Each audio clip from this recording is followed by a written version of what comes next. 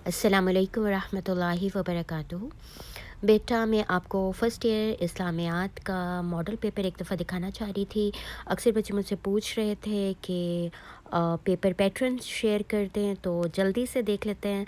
आपका जो ये मॉडल पेपर है इस्लामियात का, उसका जो पहला सवाल है वो एमसीक्यूज़ बेस है। 10 एमसीक्यूज़ होंगे और आपने दुरुस्त जवाब जो है उनको सेलेक्ट करके उनका जवाब देना है, ठीक है।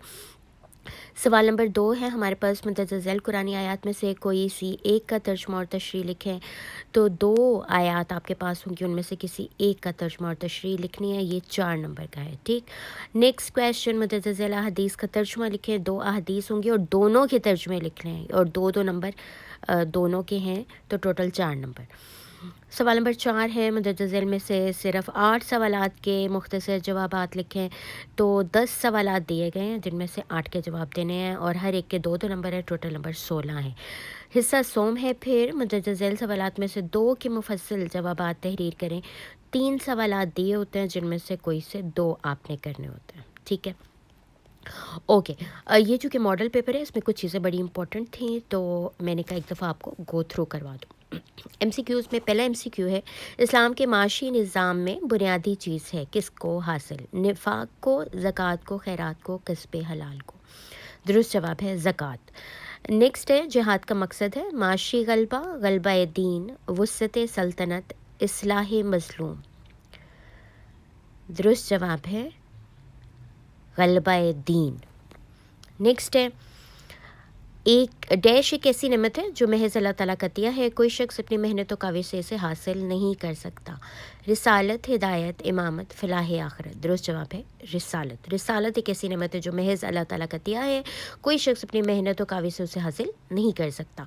नेक्स्ट है, सबसे अफसल जिहाद डैश है, जिहाद बिन नफ्स, जिहाद अफराद, जिहाद पे शैतान, या हज मबरूर। अफसल जिहाद जो है बेटा वो है हज मबरूर, ठीक है। जिहाद अकबर जिहाद बिन नफ्स है, जिहाद अफसल जो है, अफसल जिहाद जो है वो हज मबरूर है। नेक्स्ट से अल्लाह ताला अपने हुक्म उनके दिल में अलका करता है, और वो उस हुक्म को मखलूक में जारी और नाफिज करते हैं। कौन? अम्बिया, फरिश्ते, ओलिया, सुल्तान आदिल। दुरुस्त जवाब है फरिश्ते, फरिश्ते। ओके, नेक्स्ट है, डैश के मुकाम पर मुसलमान अपने अज़ली दुश्मन शैतान को कंकरियाँ मारते। मुज़दलिफ़ा, सफ़ा, मिना या अराफ़ात। दुरुस्त जवाब है मिना। अगला सवाल, वो अजीज़ व अकारब जिनकी डैश शरन फ़र्ज है उन्हें ज़कात नहीं दी जा सकती। हिफाजत, कफ़ालत, नज़ाफ़त, हिदायत। दुरुस्त जवाब है कफ़ालत। अगला सवाल, माह रमज़ान को नबी सल्लल्लाहु अलैहि वसल्लम ने डैश और गुज़ारी का महीना करार दिया। मसावात, मदावात, मवासात, उनसियत। मवासात दुरुस्त जवाब है। अगला सवाल, बाद में आने वाली आसमानी किताबों ने पहली आसमानी किताबों के डैश को मनसूख किया। तदरीसी कवानीन, असूली कवानीन, बुनियादी कवानीन, या तफसीली कवानीन। दुरुस्त जवाब है तफसीली कवानीन। नेक्स्ट क्वेश्चन, तमाम सहाबा को का इस बात पर डैश था कि नबी सल्लल्लाहु अलैहि वसल्लम पर कोई नबी नहीं आ सकता। इज्तिहाद, इजमा, इत्तफाक, क़ियास। दुरुस्त जवाब है इजमा। ओके, अगला बेटा सवाल है, 2 कुरानी आयात हैं। पहली है, लन तनालुल बिर्रा हत्ता तुनफिकू मिम्मा तुहिब्बून। तुम नेकी में कमाल के दर्जे को नहीं पहुंच सकते यहाँ तक कि तुम अपनी पसंदीदा चीज़ में से कुछ राह खुदा में खर्च करो। दूसरा है, इन्ना फ़ी ख़ल्क़िस समावाति वल अर्दी वख्तिलाफ़िल लैली वन नहारि लाआयातिल लिउलिल अलबाब। बेशक ज़मीन और आसमान की पैदाइश में और रात दिन के आने जाने में अलबत्ता निशानियां हैं अकल वालों के लिए। इन दोनों में से किसी एक आयत का तर्जुमा और तशरीह करनी है, दोनों इंपॉर्टेंट है। नेक्स्ट है, मुंतज़िल ज़ैल हदीस का तर्जुमा लिखें। ला यरहमुल्लाहु मन ला यरहमन्नास। अल्लाह उन पे रहम नहीं करता जो लोगों पे रहम नहीं करता। नेक्स्ट है, ला युमिनु अहदुकुम हत्ता युहिब्बु लि अखीहि मा युहिब्बु लि नफ्सी। तुम में से कोई उस वक्त तक मोमिन नहीं हो सकता जब तक वो अपने भाई के लिए भी वो पसंद करे जो वो अपने लिए पसंद करता, ठीक है। यानी अपने मुसलमान भाई के लिए भी इंसान को वही पसंद करना चाहिए जो इंसान अपने नफ्स के लिए पसंद करता है, तभी वो ईमान की कैटेगरी को पहुंच सकता है। नेक्स्ट क्वेश्चन, मुतज़िल में से सिर्फ 8 सवालात के मुख्तसर जवाबात लिखें। अरकान इस्लाम से क्या मुराद है, वाज़े करें। तो अरकान इस्लाम से मुराद اسلام کے وہ بنیادی اصول و ضوابط ہیں جن پر اسلام کی عمارت قائم ہے، جو کہ 5 ہیں: توحید، نماز، روزہ، زکوٰۃ، حج۔ اوکے، نیکسٹ کویشچن، روزہ دار کو روزہ افطار کروانے والے کے ثواب کے حوالے سے نبی صلی اللہ علیہ وسلم کی حدیث لکھیں۔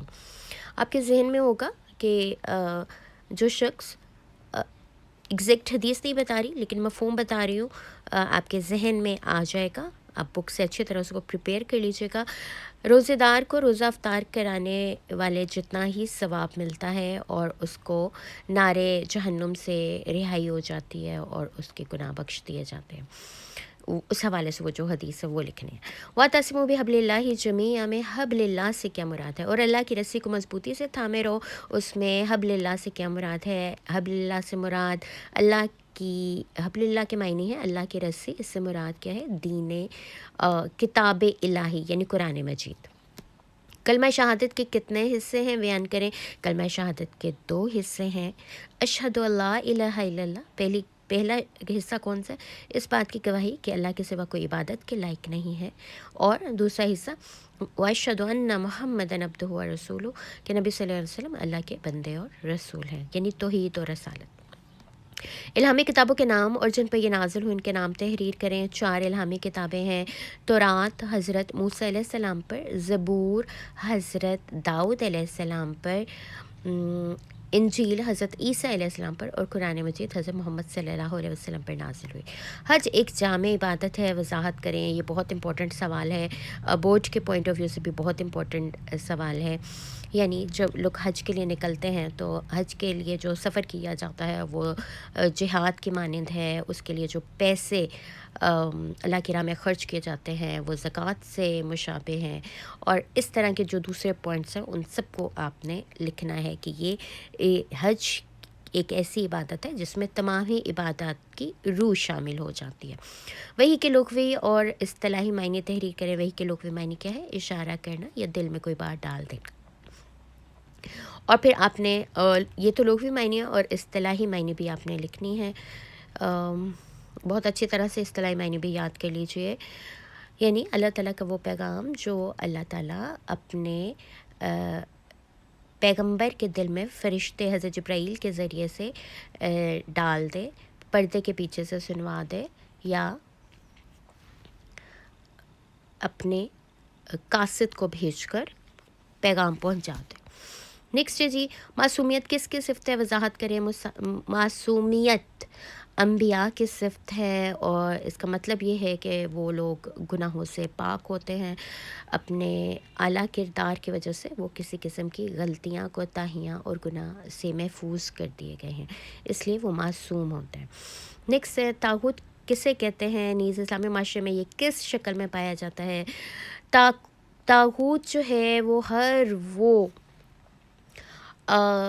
شیطانی طاقت ہے جو اللہ کی راہ سے روکے، اللہ کے احکامات پہ چلنے سے روکے، اپنی اطاعت پر مجبور کرے، ایسی تمام قوتیں جو ہے وہ طاغوت ہیں۔ اسلامی معاشرے میں یہ غلط قسم کے رسم و رواج کی شکل میں پائی جاتی ہیں، اور اسلامی معاشرے کے باہر یہ نان مسلمز کے، غیر مسلموں کے تسلط اور غلبے کی صورت میں پایا جاتا ہے۔ اوکے جی، لانگ کویشچن میں یہ سارے امپورٹنٹ ہے، اور واقعی یہ بہت امپورٹنٹ ہے۔ اسلام کے معاشی نظام میں زکوٰۃ کی بنیادی حیثیت اور فوائد پر نوٹ لکھیں۔ اس کے معاشرتی فوائد، معاشی فوائد بہت اچھی طرح سے آپ نے یاد کرنے ہیں، ٹھیک ہے۔ نیکسٹ ہے، جہاد اسلامی سے کیا مراد ہے، اور اس کی جو ہے اہمیت اور فضائل کو تفصیلاً درج کریں۔ تو اس حوالے سے بھی ہم نے کافی ڈیٹیل میں بات کی تھی، تو آپ کو اس کی اقسام بھی آنی چاہیے اور اس کے فضائل بھی آنے چاہیے۔ نیکسٹ کویشچن ہے، مفصل نوٹ لکھیں۔ شرک اور حقوق العباد۔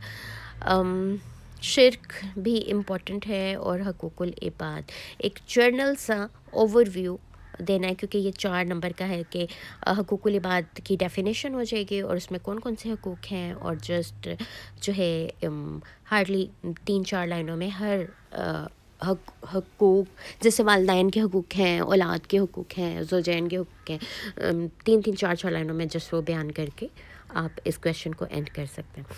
ہوپ فلی یہ ماڈل پیپر آپ لوگوں کے لیے بہت فائدہ مند ثابت ہوگا۔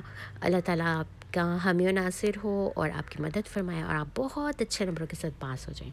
وآخر دعوانا الحمد للہ رب العالمین. سبحان ربک رب العزت عما یصفون وسلام علی المرسلین والحمد للہ رب العالمین. Take care. اللہ حافظ.